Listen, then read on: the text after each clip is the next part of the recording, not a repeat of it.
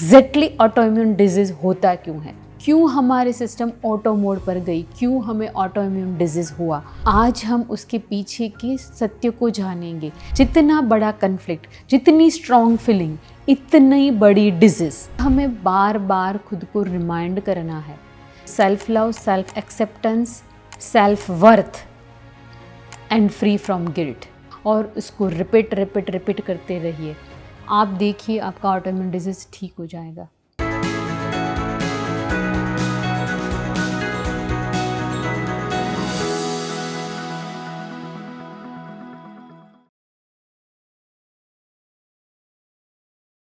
नमस्ते दोस्तों, मैं डॉक्टर खुशहाली आपका स्वागत करती हूँ आपके अपने शो में स्वास्थ्य का सत्य। हमारी जर्नी चल रही है पिछले कई एपिसोड से। हमने बहुत सारे डिजीज़ के इमोशनल कॉज, मेंटल कॉज को समझा, फीलिंग्स को, कौन से फीलिंग्स के कारण कौन कौन से बीमारियाँ बनती हैं, हम ये समझते आ रहे हैं। आज हम बहुत ही महत्वपूर्ण डिजीज़ को समझेंगे, ऑटो इम्यून डिसऑर्डर्स। नाम बहुत आप लोगों ने भी सुना होगा कि ये तो ऑटो इम्यून है। ऑटो इम्यून नाम आ जाता है तो फिर क्या बोलते हैं, एक उसके पीछे एक लग जाता है कि ये ठीक नहीं होता, इसको कंट्रोल में रख सकते हैं, ये लाइफ टाइम रहेगा, मरेगा तब तक चलेगा, इसकी कोई दवा नहीं है। और इस बीमारी में, ऑटो इम्यून डिजीज़ में, पेशेंट, उसके रिलेटिव सब परेशान। एक डॉक्टर से दूसरे डॉक्टर, दूसरे से तीसरे, एक शास्त्र से, एक पैथी से दूसरे, एलोपैथी, आयुर्वेदिक, होम्योपैथी, नेचुरोपैथी, कुछ भी करो करके सबकी एक डिमांड रहती है क्या, कि हमें ये डिजीज़ को ठीक करना है बस। पर ये डिजीज़ आज हम उसके पीछे के सत्य को समझेंगे कि ये ऐसा खतरनाक है क्यों हमें इस डिजीज़ को, ऑटो इम्यून डिजीज़ को ऐसा नाम दिया गया है कि ये ठीक नहीं हो सकता, इसका सिर्फ कंट्रोल हो सकता है। तो दोस्तों, आज पहले हम जानेंगे इम्यून सिस्टम क्या है। इम्यून सिस्टम यानी ईश्वर की तरफ से एक ऐसा वरदान, ये फिजिकल बॉडी ऐसी बनी कि बाहर से कोई भी noxious agent, virus, bacteria, chemicals, dust, food particles, अगर कुछ भी हमारे अंदर आता है तो हमारी बॉडी उसके खिलाफ एक सिस्टम पैदा करती है, उसके खिलाफ एंटीबॉडी पैदा करती है ताकि उस एंटीजन को वो ख़त्म कर ले। तो ये जो सिस्टम है जिसको बोलते हैं हम इम्यून सिस्टम। तो इम्यून सिस्टम हमारे बॉडी में अलग अलग जगह पे अलग अलग सेल्स है जो इसका काम करते हैं। तो पहला हमारे लिम्फेटिक सिस्टम।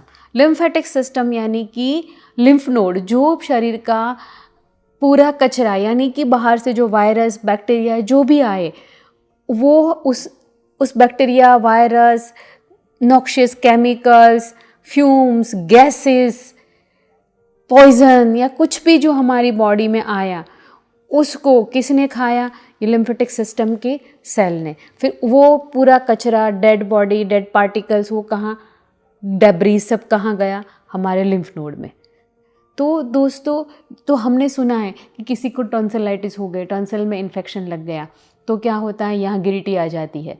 फिर ये अपना टीबी हुआ, टीबी लंग हुआ, तो उसके आसपास की जो लिम्फ नोड है वो सूज जाते हैं, यहाँ पे सर्वाइकल लिम्फ नोड्स आ जाते हैं। फिर कैंसर हुआ तो कैंसर में भी उसके साथ उसके रिलेटेड लिम्फ नोड आ जाते हैं। और जब लिम्फ नोड में स्प्रेड हो जाता है तब हम बहुत डर जाते हैं। क्या बोलते हैं? वो फैल गया, ऐसा वर्ड हम यूज़ करते हैं। क्यों? क्योंकि वो इम्यून सिस्टम को गवर्न करता है, तो पूरी बॉडी में उसकी चैनल्स रहती है। तो दोस्तों, एक लिम्फेटिक सिस्टम।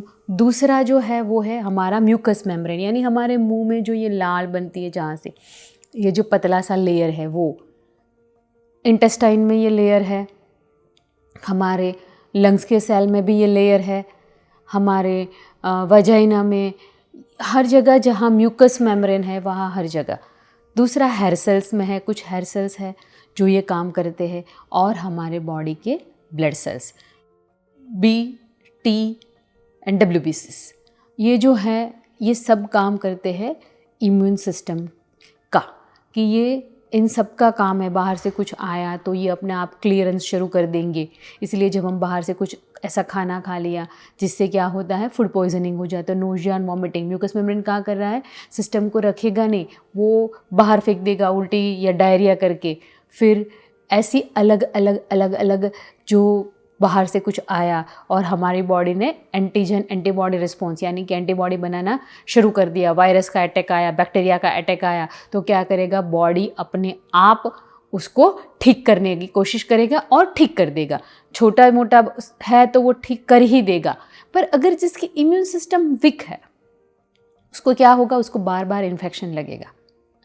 और जिसकी इम्यून सिस्टम ऑटो मोड पर चली गई, यानी कि इम्यून सिस्टम ने जो बाहर से फॉरेन बॉडी या वायरस बैक्टीरिया को एज ए डेंजर डिटेक्ट करके उसको मारना था, उसकी जगह उसने क्या काम शुरू कर दिया, अपने ही शरीर के अपने ही अलग अलग सिस्टम के कोशों को, सेल्स को एंटीजन डिटेक्ट करके, डेंजर डिटेक्ट करके उसको ही मारना शुरू कर दिया, जिसको बोलते हैं ऑटो इम्यून डिसऑर्डर्स।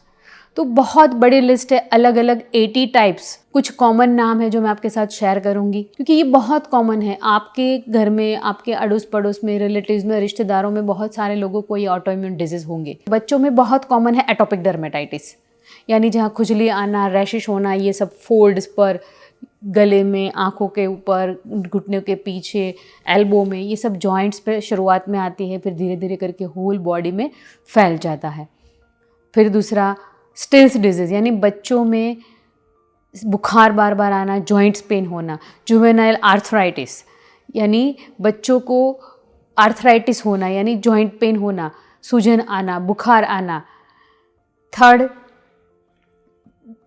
बड़ों में अगर हम देखें तो SLA, systemic lupus erythematosus, multiple sclerosis, ये सब में क्या होता है, जॉइंट पेन होता है।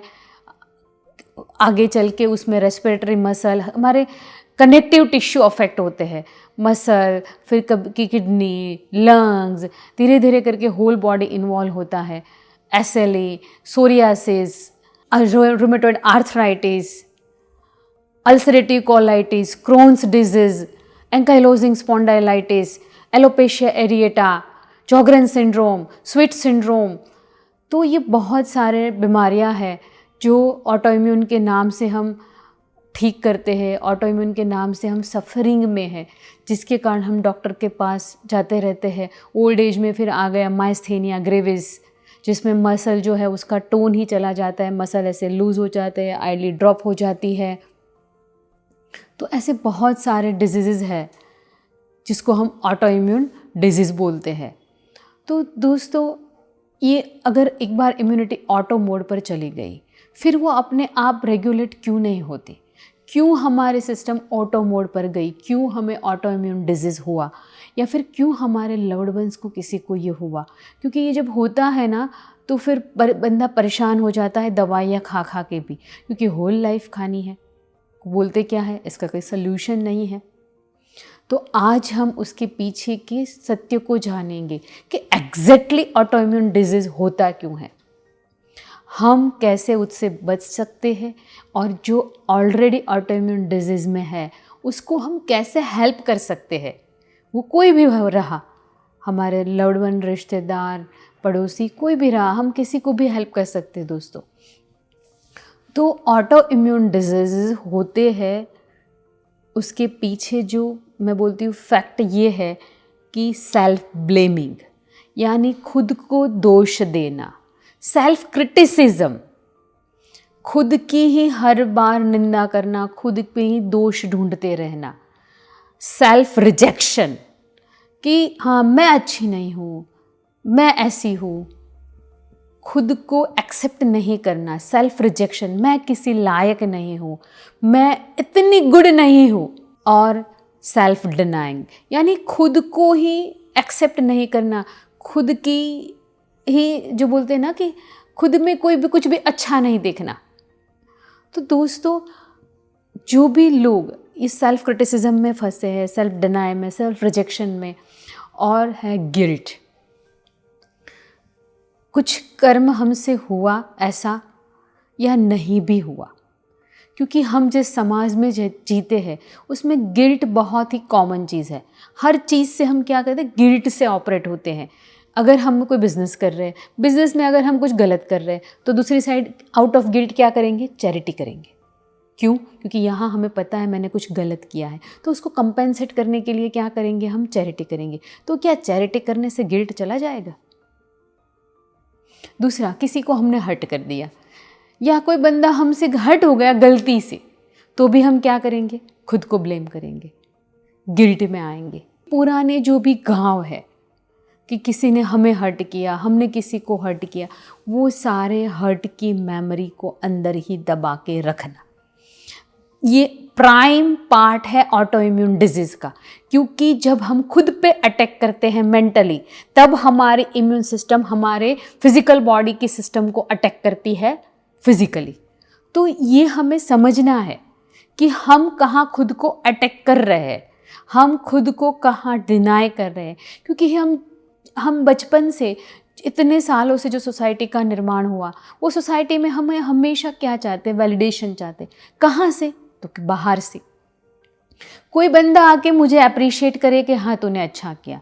अगर कोई अप्रिशिएट नहीं कर रहा है तो हम क्या महसूस करते हैं कि मैं इनफ गुड नहीं हूँ, या मुझ में वो एबिलिटीज़ नहीं है जो XYZ में है।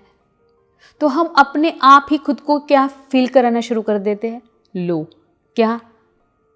सेल्फ क्रिटिसिज्म में चले जाते हैं, खुद की ही गलतियां ढूंढते रहते हैं।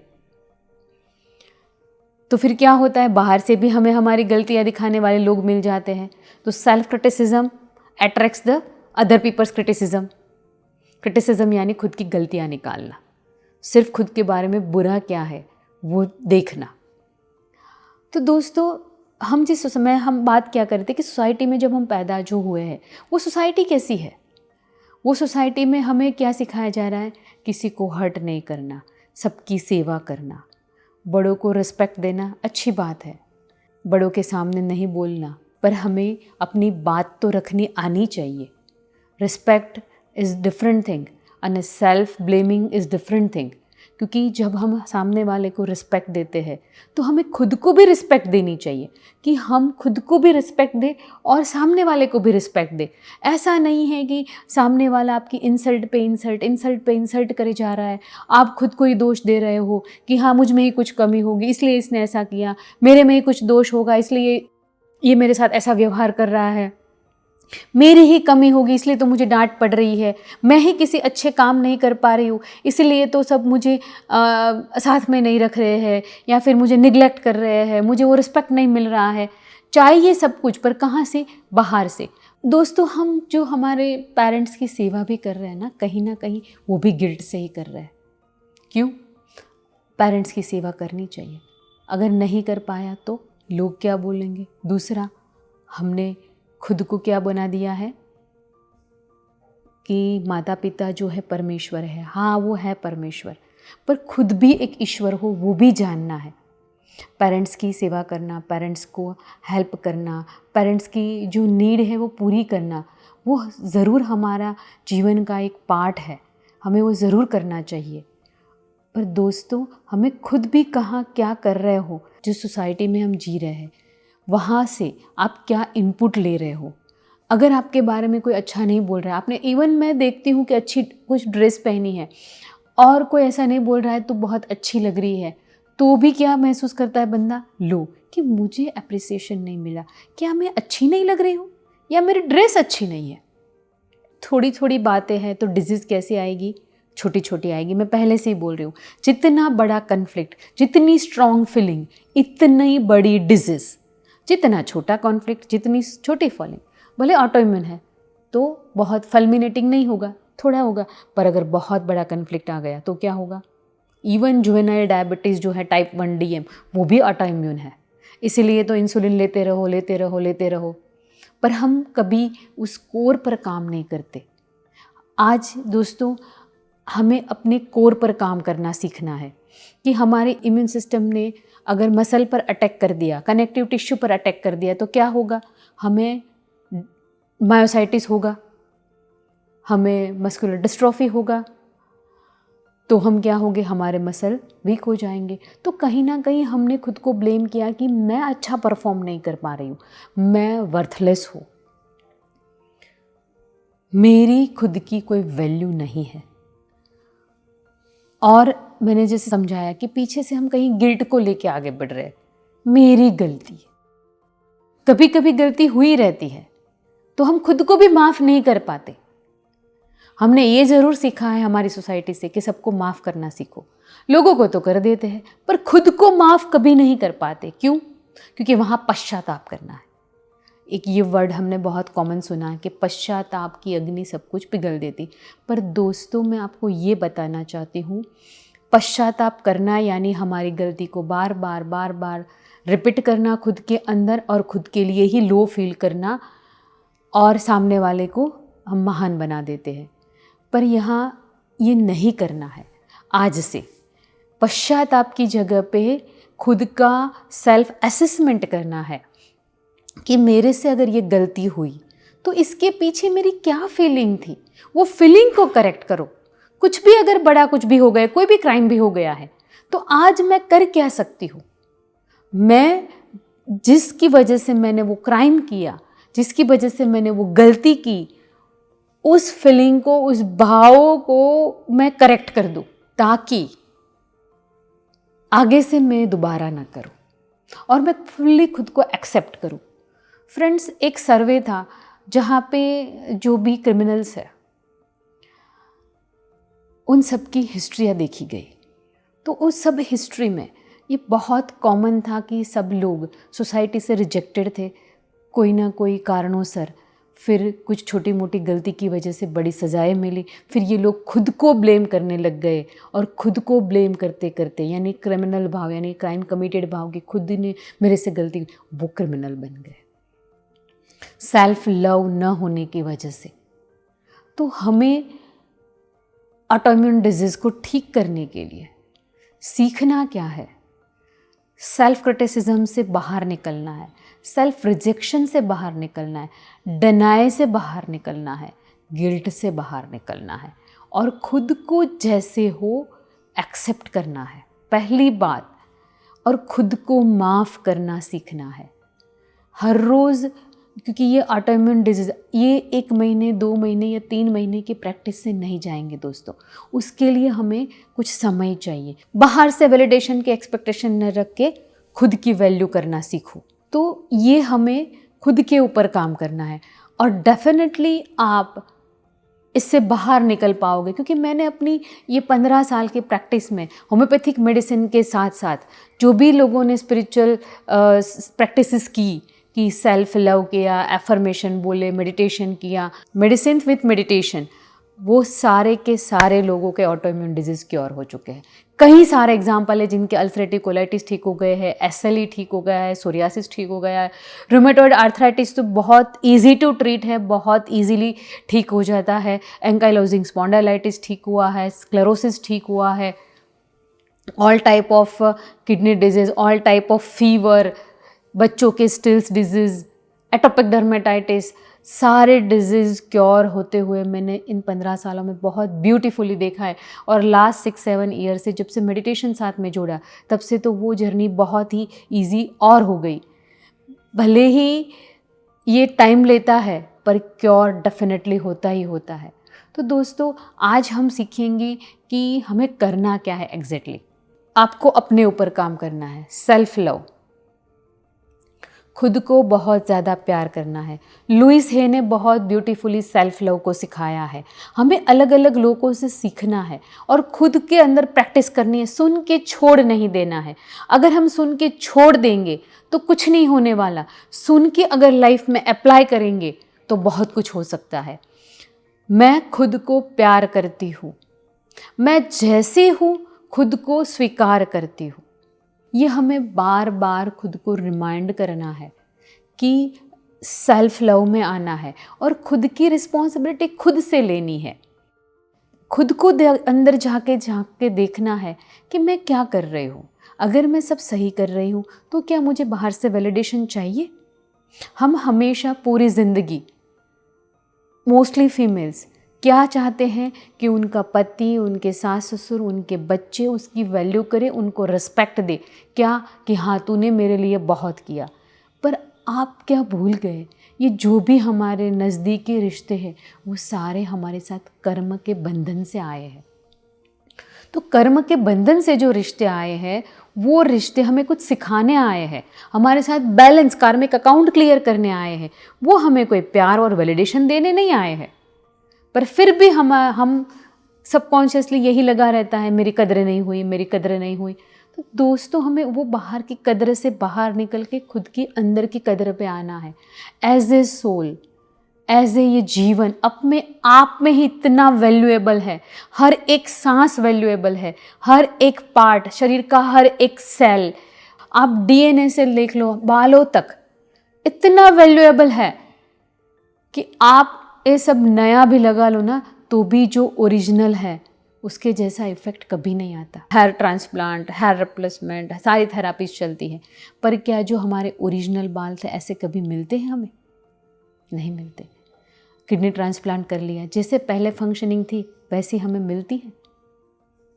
लिवर ट्रांसप्लांट करा लिया, जैसे हमारा लिवर पहले था क्या वैसा फंक्शन करता है? नहीं।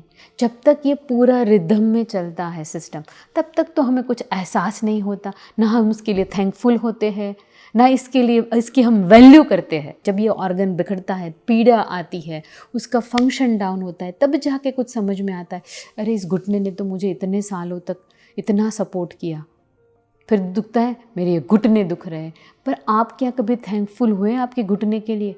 तो हर रोज़ खुद के लिए धन्यवाद के भाव में आए कि इतना वंडरफुल लाइफ, इतना बढ़िया शरीर, इतना वंडरफुल जीवन देने के लिए धन्यवाद। हर रोज़ एक थैंकफुल के भाव में आइए, सेल्फ एक्सेप्टेंस के भाव में आइए कि मैं लविंगली अपने आप को एक्सेप्ट करती हूँ, करता हूँ, मैं वैल्यूएबल हूँ।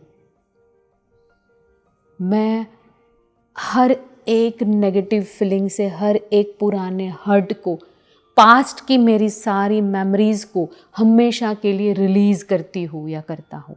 मैं खुद को बहुत ज़्यादा प्यार करती हूँ, मैं खुद को बहुत ज़्यादा रिस्पेक्ट देती हूँ।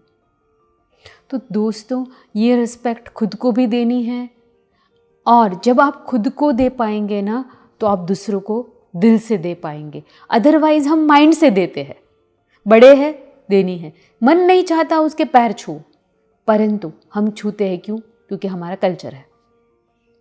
तो वो रिस्पेक्ट दिल से तब आएगी जब आप खुद को इतना रिस्पेक्ट दे पाएंगे। बच्चों को भी हर रोज़ सिखाना है सेल्फ लव, सेल्फ वर्दीनेस। नहीं तो क्या होगा, कॉलेज में, स्कूल में कहीं बुली हुआ, वो डिवोल्यूशन में चला जाएगा। I am not good for anything, ठीक है, I am good for nothing, मैं कुछ नहीं कर सकता। तो ये भाव अगर बच्चे में घुस गए तो वे आगे चल के डिप्रेशन या ऑटोइम्यून डिजीज़ में जाएगा। तो दोस्तों हमें खुद की लाइफ को ठीक करनी है। पहले तो हर पेरेंट्स खुद को ठीक करे। वो खुद को जितना सेल्फ लव कर पाएंगे ना, उतने ही बच्चों को सिखा पाएंगे।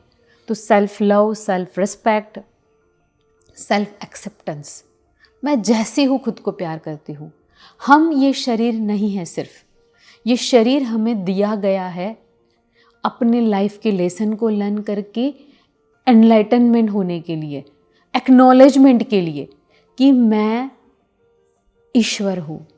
वो एक्नॉलेजमेंट के लिए हमें ये भौतिक शरीर मिला है जो हर जन्म में मिलता रहा है, इसलिए इसकी भी इतनी वैल्यू है। और इसके अंदर स्थित हमारी जो सोल है, जो इतने जन्मों से जर्नी कर रही है, उसकी भी इतनी वैल्यू है दोस्तों। तो हमें खुद की वैल्यू करना है और खुद को बहुत ज़्यादा रिस्पेक्ट देनी है। जैसे ही आप खुद को देने लग जाओगे, ये शरीर, ये हमारा जो रिफ्लेक्शन है वो अपने आप ठीक होना शुरू हो जाएगा। क्योंकि हम जब खुद को ठीक करेंगे, हमारी मिरर इमेज अपने आप ठीक हो जाएगी। तो हमें खुद को ठीक करना है, हमारी मिरर इमेज को नहीं। तो आज से खुद पे काम करना है। आप देखिए, साल 2 साल में आपके ऑटो इम्यून डिजीज़ जो है ब्यूटीफुली रिकवर हो जाएंगे। हमें पेशेंस भी रखना है, क्योंकि हमारे इतने सालों से जो अपब्रिंगिंग हुई है, हमारी जो पैटर्न बनी है, हमारे सेल में जो मेमोरी है, वो मेमोरी जो ऐसे ही 2-4 दिनों में, 2-4 महीनों में नहीं क्लियर हो जानी। हमें निरंतर एफर्ट करते रहने जब तक हम उसको पा न लें। तो सेल्फ लव, सेल्फ एक्सेप्टेंस, मैं बार बार रिपीट कर रही हूँ क्योंकि ये आपके अंदर फिट हो जाए, self worth and free from guilt. ये 5 की को अगर ऑटो इम्यून डिजीज़ ठीक करना है तो डाल दीजिए और उसको रिपीट करते रहिए। आप देखिए आपका ऑटो इम्यून डिजीज़ ठीक हो जाएगा। Thank you very much. देखते रहिए PMC हिंदी पर आपका अपना शो स्वास्थ्य का सत्य। Thank you. PMC हिंदी बदले जी